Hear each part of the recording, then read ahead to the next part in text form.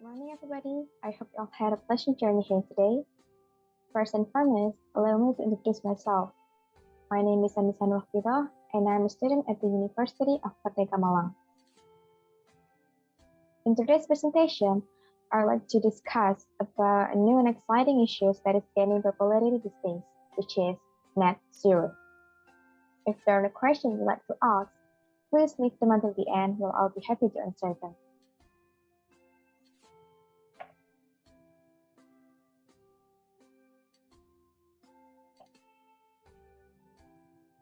My talk is divided into 4 parts. I'll start with a general picture of what net zero is, and then I'll look at why this notion is important. Then I'll explain about net zero buildings, followed by a guide on designing net zero buildings.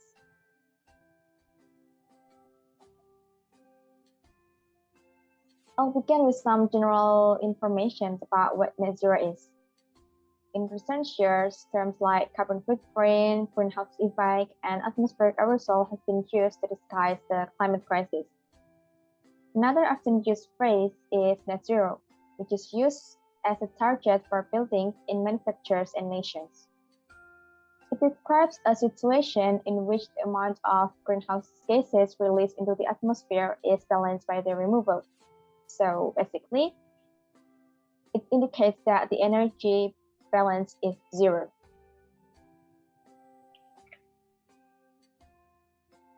This leads me to my next point, which is why net zero is important. Now, due to the cumulative CO2 emissions are proportionate to global warming, Earth will continue to warm as long as the global emissions remain above zero. This means that the effect of global warming on the environment will continue to be a problem. The international scientific consensus states that CO2 emissions of global net human costs must reduce by around 45% from 2010 levels by 2030 if we want towards net zero by 2050. Now let's move on to the following part, which is net zero buildings. In the case of buildings, being net zero in terms of energy means that buildings produce what can be consumed in a period of 1 year. This aim is to consume or absorb all the carbon generated during construction and operation. It is a simple notion, but it's not easy to put into practice. And then maybe you have a question like, how can this aim be achieved by actual action taken throughout the design process? Is it really possible to achieve or at least come close to this target for new construction and renovation? All right, this kind of concern led me to my next point, which is a design guide for net zero buildings.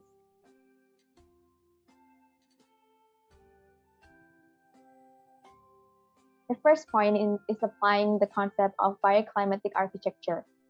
It is possible to conserve energy by creating projects that are in tune with the local climate and surroundings. This includes maximizing natural light during the day while minimizing thermal energy losses. The building may possibly take use of natural resources by paying attention on frame orientation, well calculated sun protection, and the placement of absorbing and reflecting materials. Next, we should provide renewable energy on site whenever possible. The premise behind this notion is that the building may meet all of their energy demands using low-cost, locally accessible, and non-polluting renewable energy sources.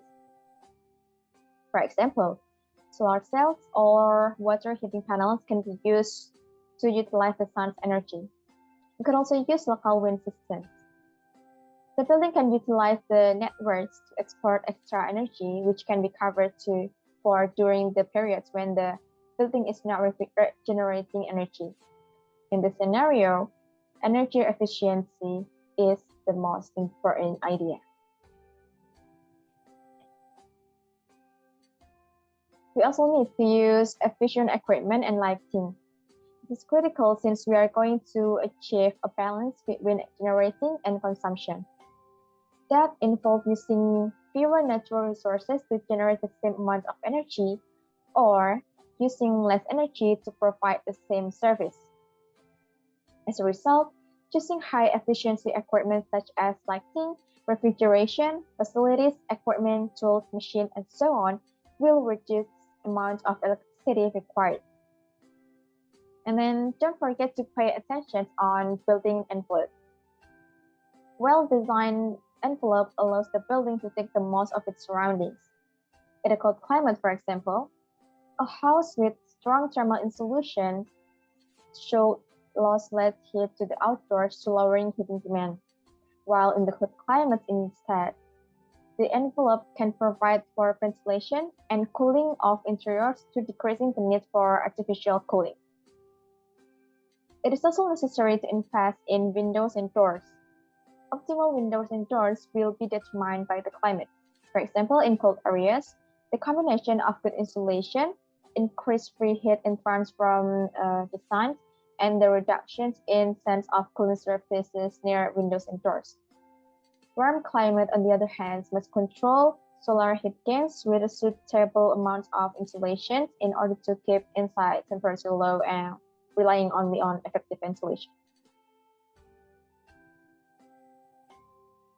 Next, we should eliminate fossil fuels. Another important aspect is to limit the building's consumption on fossil fuels. Instead of utilizing gas or oil, alternative energy sources such as biogas and wood should be considered. Heat pumps and geothermal energy, as well as power sources from clean and renewable sources like sun, wind, and even hydroelectricity can be used depending on the situation. Last but not least is considering embedded carbon.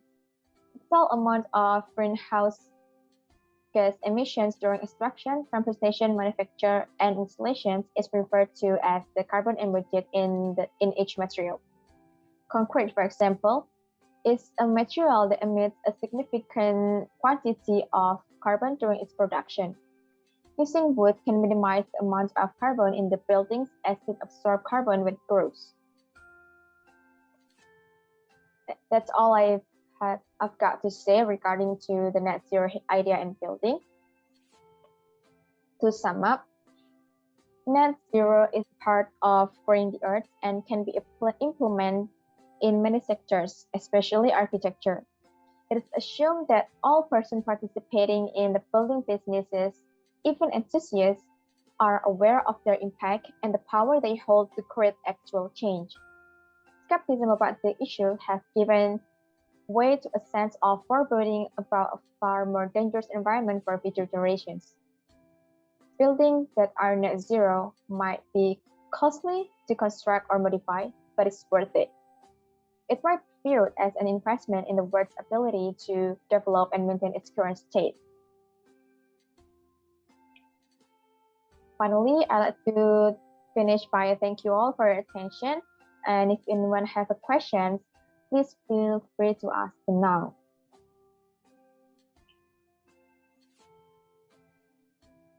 Thank you.